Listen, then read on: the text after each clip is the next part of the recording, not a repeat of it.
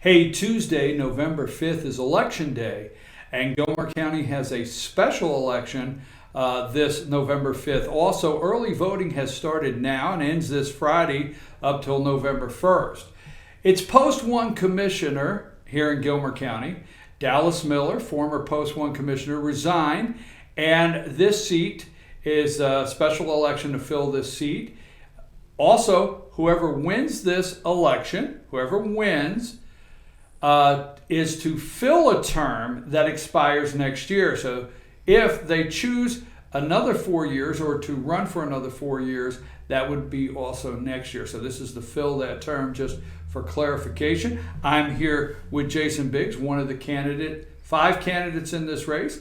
And Jason Biggs is one of the candidates. Mr. Biggs, how are you today? I'm doing well. Thank you for having me here. Let me ask you this. This is the first question I ask everybody when we interview.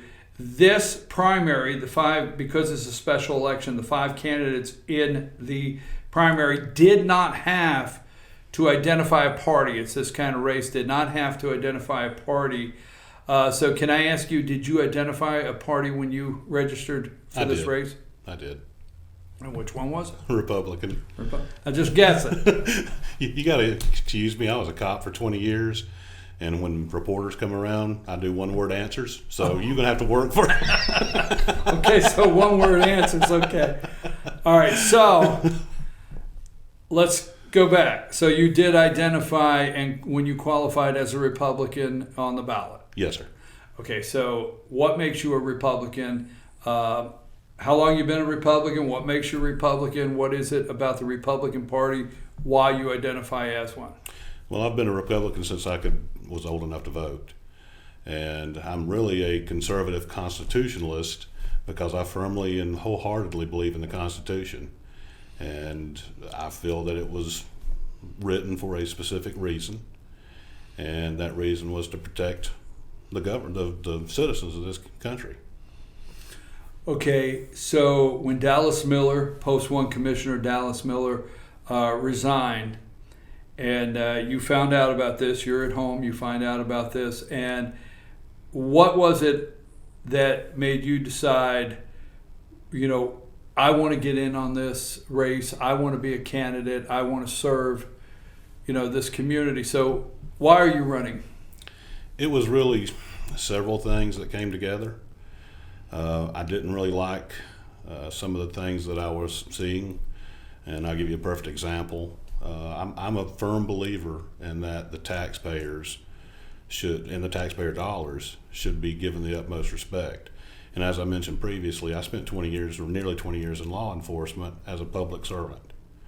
And, it bothered me when somebody said, hey, I pay your salary. But in essence, it was the truth. So as an elected official and a public servant, I felt that I just wasn't really happy with what I was seeing. And a perfect example of that was the tag office.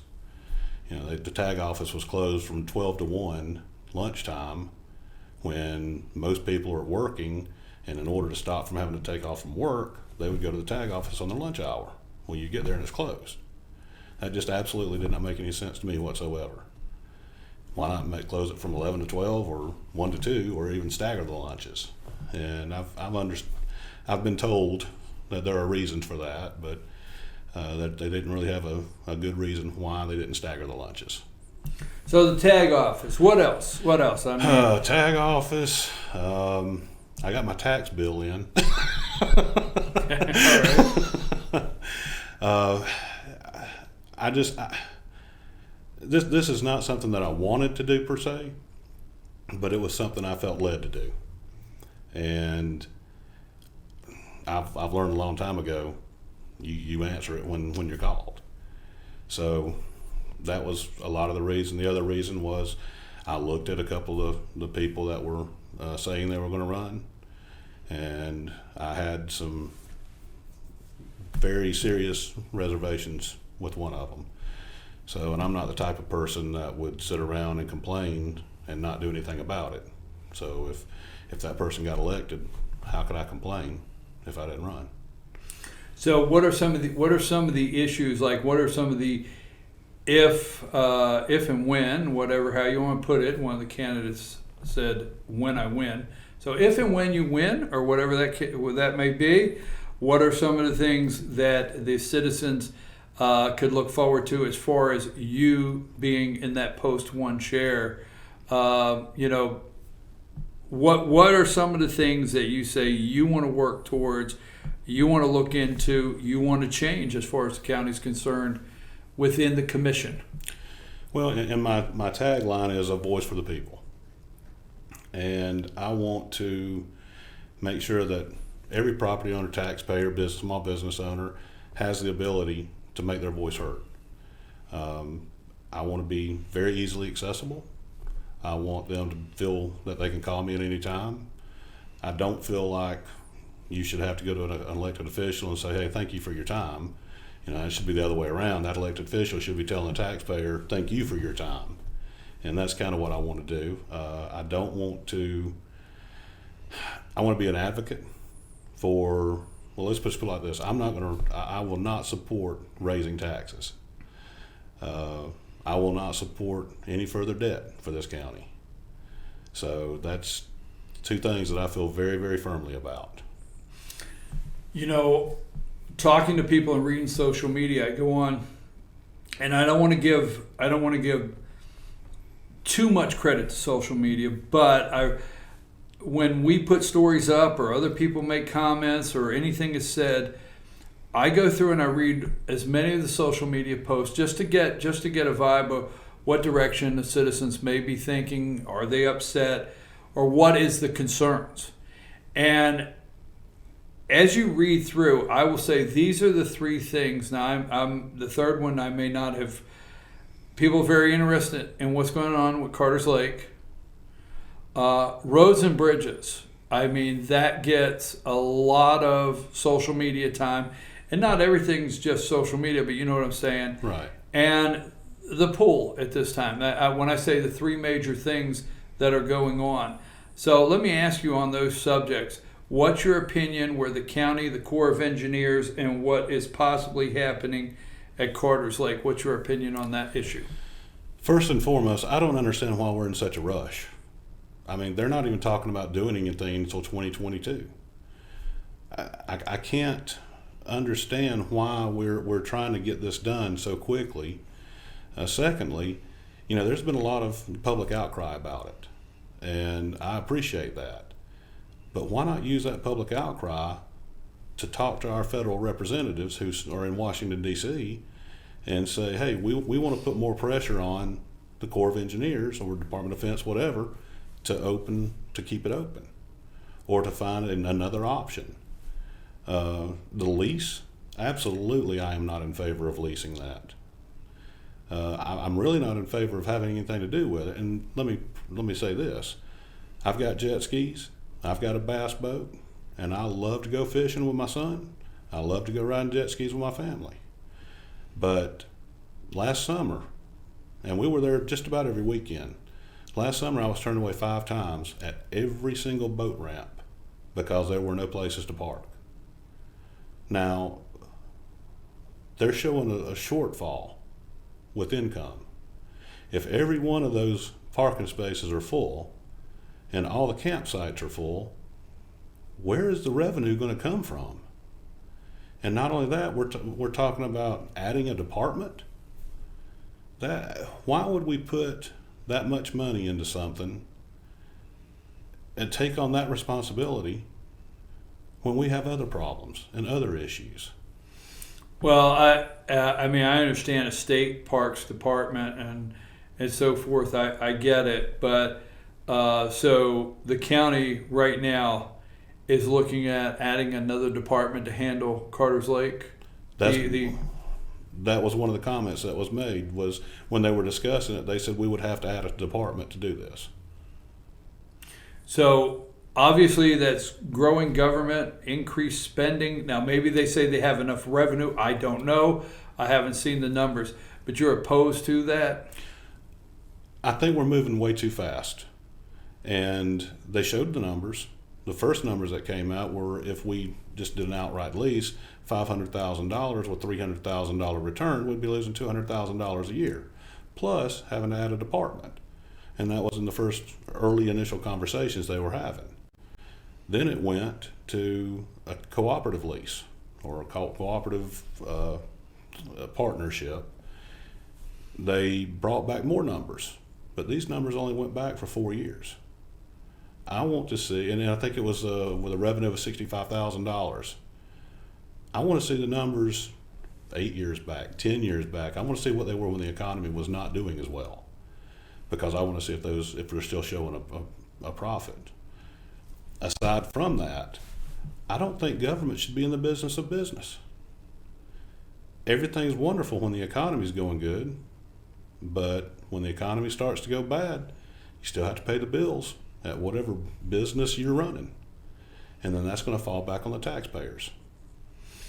Okay. So right now, what I gather is you just don't see why they're in a big hurry, and you think there's time to look at this from some other ways? I do. Okay. And now, if we involve our representatives in Washington, D.C., and there's nothing they can do, and one of the things about the co-op is we have a 90-day out. I probably, once I looked at it a little bit deeper, I probably wouldn't have a big problem with that, simply because I don't want the lake to close. But Right. Corps of Engineers have already said there will always be access to that lake. So you don't want the lake to close. You're interested in looking closer at a co-op, but you just are not in favor of the county going into business at the lake and opening another department. Did I get that Absolutely. correct? Yes, Okay. sir. Let's move to roads and bridges. That's a lot. What say you? I feel like, in my humble opinion, I feel like our priorities are backwards. Why are we talking about boat ramps and swimming pools when our roads are in the condition they're in? $1.2 million on a swimming pool. That $1.2 million, and I've heard it, numerous people have said, that's just a drop in the bucket for the roads and bridges. Well, at least then we have a bucket. Right now, we don't have a bucket. Put that $1.2 million in a bucket. Let's see how far it goes. And then next time around, put a little bit more in there. We've been saving money for this pool. Why can't we save money for the roads and bridges?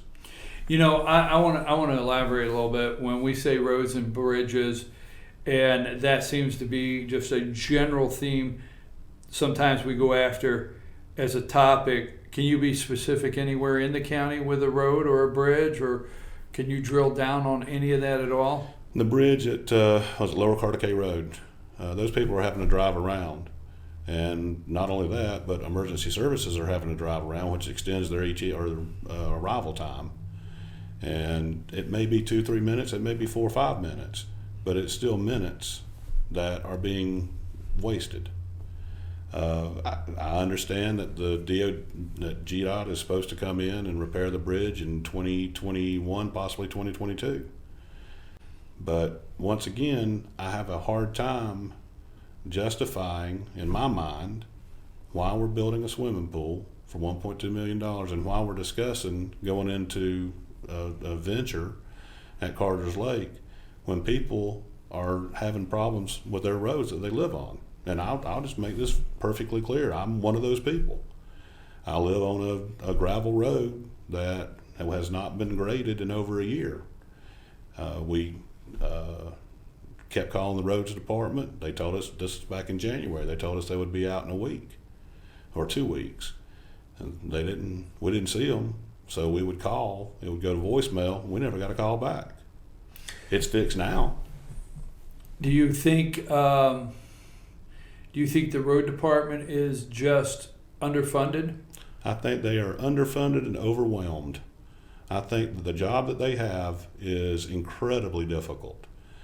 And, I got to tell you, I don't have any complaints at all on the road department except for, it'd been nice to get a call back and just say, hey, we're working on it, we're doing the best we can.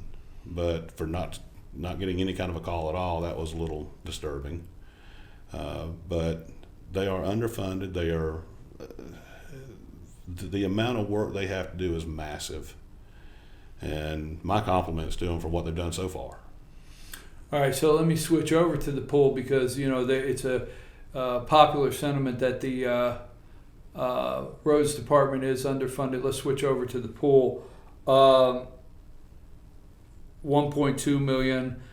I've heard double that, and I don't want to drill down to a number, but I've been told if the first phase, and I think there's some clarification needed on the pool, but if the first phase is completed,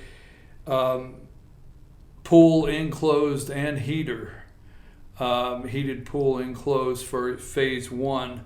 So I don't know if 1.2 does it. What do you think of the pool, the location? Should we build the pool now? Should we wait? What are you said earlier, your words, not mine, the priorities are wrong. What say you where the pool is concerned right now? I don't know that they have a location for it yet, do they? Well, I think they're looking at the location where the pool is now, but I don't know if that's done. I don't know if they've completed that. I know they were looking out at Clear Creek, and then they were looking at what I call soccer fields over there, over the train tracks there, behind Memorial Bridge. Right. And now I think they're back to the original pool, pulling out of the ground and putting a new one in there. Well, as far as the pool is concerned, the people voted on it, and it passed. So the pool's going to go in, and obviously the people that voted for it wanted it. So they've been heard.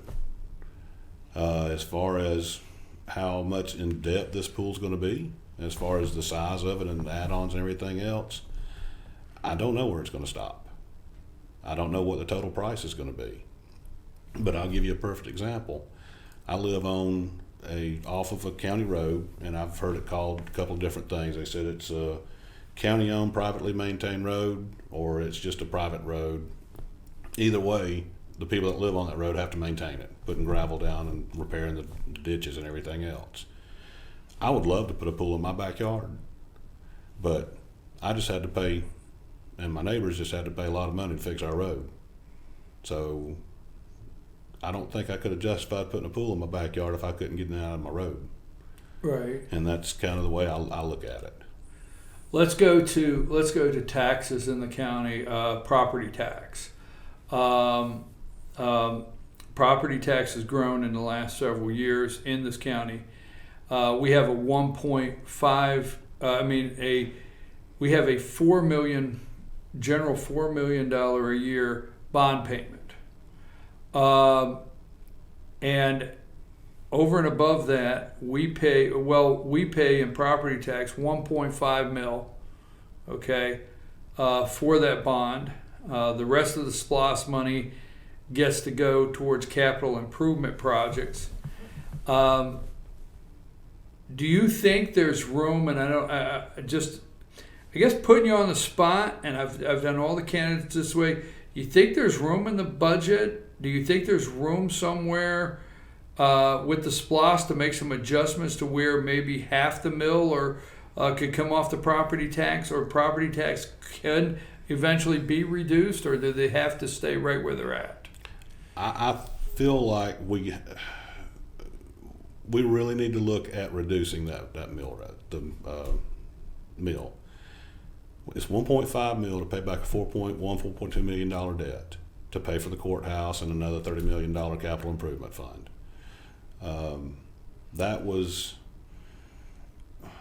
I don't understand why this county needed a $30 million courthouse. That just blows me away. We've been paying on it for 15 years. Right now, we're going to have to pay on another 13 years. That means my kids and almost my grandson may end up having to pay on that. That's why I'm not in favor of any other debts. But that 1.5 mil, I would think, as long as the economy continues going well, with a sales tax, I would think that we could drop that off. We should be able to. What about, and you said it earlier, I just want to reiterate it. One, if elected, you would make a commitment not to raise taxes and make a commitment not to go in any further debt in this county. That's correct. Okay, now let me just jump. I will not support it. Let's put it like I'm just one vote. Right, so. you're one vote, but you will not support Right. increasing the debt. Okay, let me ask you this. Whoever wins this race has to turn around and run again. If you win Tuesday night, if you would win Tuesday night or whenever, are you going to run for the next term? This is just to fill a term. So would the citizens know if they put you in office now that you would run again? Obviously you don't get it. You would run again for it next year for a 4-year term? I have to get back to you on that one. I know there's only a very short window.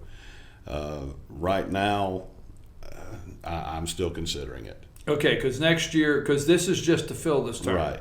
Okay. Well, I know that's jumping ahead, so I mean, but I was just wondering, because whoever wins this, if they choose to continue in the seat, they got to start running again. Right. Very quickly. Economic development in this county. We have a balance of small businesses, agritourism. How do you see economic development at this time and the engine that's necessary to keep it going? And how would you, again, one vote, how would you, what part would you play in trying to see if we can grow the economy or, grow business in this county? Well, I think that the Gilmer Chamber has been just an outstanding partner in really helping small businesses. They do a phenomenal job. And no, they're not endorsing me or sponsoring me. So let me get that out there right now. I think that we need to work on infrastructure, water, sewer, roads, and bridges before we can even really be considered by any businesses to move here. When businesses are starting to look at an area to move into, they look at a lot of different things. One of the things is traffic count. They look at the traffic count, then they look at rooftops. They fly over, get aerial footage, they see how many rooftops are in that county. That determines how many permanent residents there are. If there's a huge traffic influx and not very many rooftops, they know it's a tourist community. If it's a tourist community, is that tourism going to sustain them through the off season? Then they're going to look at sewer, water, roads, bridges. They're also going to look at business continuity plans. Does the government have a business continuity plan in place for a natural disaster? How quickly is the government going to respond to get their business back up and going? They look at a lot of different things. Are the roads going to be sufficient to get people to back and forth? So I think we need to really focus on infrastructure. The growth is coming. There's no doubt about that. Look at Cherokee County. 247,000 people, and it's starting to move up a little bit. So it's going to come. We need to be prepared for it. So you do support, because I have every candidate I've talked to, I want to be clear that this is my opinion, and I'm entering opinion here, that I support the chamber. We're a small business in the community that supports the chamber. The Gilmer Chamber, and we remember very well what 2009 and 2010 in this county, and small business had to come together, and we had to have leadership, and we had to have somebody that was very optimistic, and that in whole was the Gilmer Chamber that drove the economic engine here, and I think it does well. Again, I'm inserting opinion. I'll be very clear. I think it does well.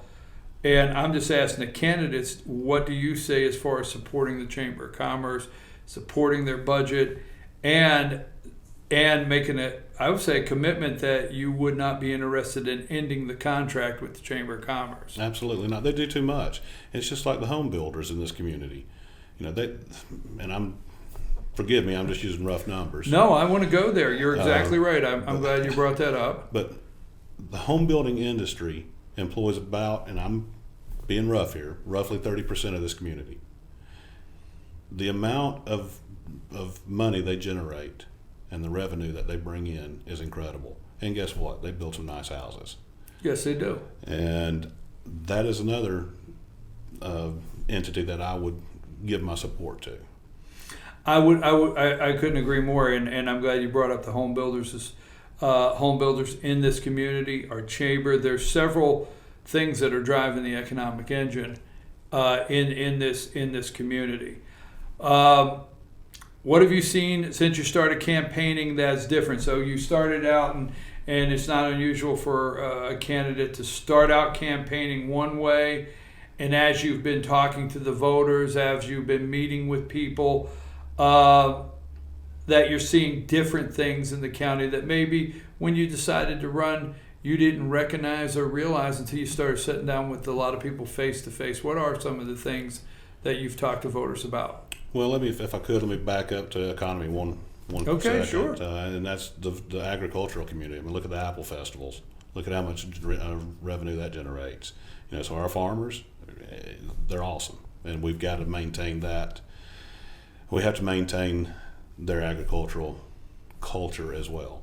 So now I'll jump to the other question. That's fine. I'm hearing a lot of the people say exactly the reason I'm running: taxes and roads and bridges. So I really haven't heard a lot of new things. I think everybody pretty well agrees that these are the issues. Now I've heard, I'm seeing support from other people on Carter's Lake. I've got a person that I respect very highly. He and I disagree on it. He feels like we should do whatever we can to maintain the boat ramps and the bike mountain bike trails, because that's something that he is highly involved in it and does a wonderful job for our kids. But we disagree on that, but we still get along. I get it. What are some of the things you want? And I want to give you the opportunity with all the candidates. I do this. What are some of the things that, when you came in today, you said, I want to make sure the voters know about Jason Biggs. Tell us a little bit about yourself and your background. You did just a minute ago. You touched on it when we started, but tell the voters a little bit about yourself, some of the things you've done in life, and a little background. Well, I'm married. Been married for almost 30 years. I've got 3 children, 2 sons and a daughter. I've got a son-in-law and a brand new grandbaby. I'll say brand new. He's 18 months now. And he's a Gilmer County native. So I'm very proud of that fact. All of us live here. We live within walking distance of each other. We purchased property next to my in-laws that have been here for 20 years. And my son-in-law split the property. They built a house. We built a house. And then my son, when he got out of the Marine Corps, he was in Afghanistan. And when he came home, he moved up here as well. So, I guess the thing I hate about it is that out of all my family members that live here, only one of them works in the county, and because there are no jobs. Well, let me rephrase that. There aren't enough jobs. They have to go south. Right. Okay, I get it. And that's something I want to see change as well. But we've got to build our infrastructure to attract more people and more businesses here. So I divert. I'm sorry.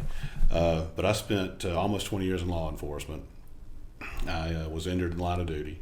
They awarded me a Purple Heart, and a couple of surgeries later, they were unsuccessful. So I was no longer allowed or no longer able to be a police officer. So I started working for a very large Atlanta-based company as a regional security manager. I cover Georgia, Alabama, Florida, and Puerto Rico. And I deal with vendor security, so I have to deal with contracts, and it's multi-million-dollar contracts. I am responsible for protecting billions of dollars of inventory and several thousand employees. And I also oversee the business continuity plans of all these locations. So when a hurricane comes into Florida or to Puerto Rico, that falls to me. Well, Mr. Biggs, before we close, what would you like to share with the voters? What final statement would you like to make? This is your opportunity Talk to the voters and tell them why you think they should vote for you. Well, as I said before, I'm not going to support raising taxes. I'm not going to support incurring any further debt. I would like everyone to really investigate and research the courthouse debt. I think that's very important that you do that before you vote. Thank you, Mr. Biggs. Appreciate it. Don't forget, folks, Tuesday, that's Tuesday, November 5th, is Election Day. It's a special election to fill the Post 1 commissioner seat vacated by Dallas Miller here a couple months ago. And again, that's November 5th. There are 5 candidates on the ballot. Early voting ends Friday, November 1st. And also, folks, let me remind you that all candidates, 5 candidates, all candidates were invited today to do an average of a 30-minute interview. Again, thank you very much, and that's it for now.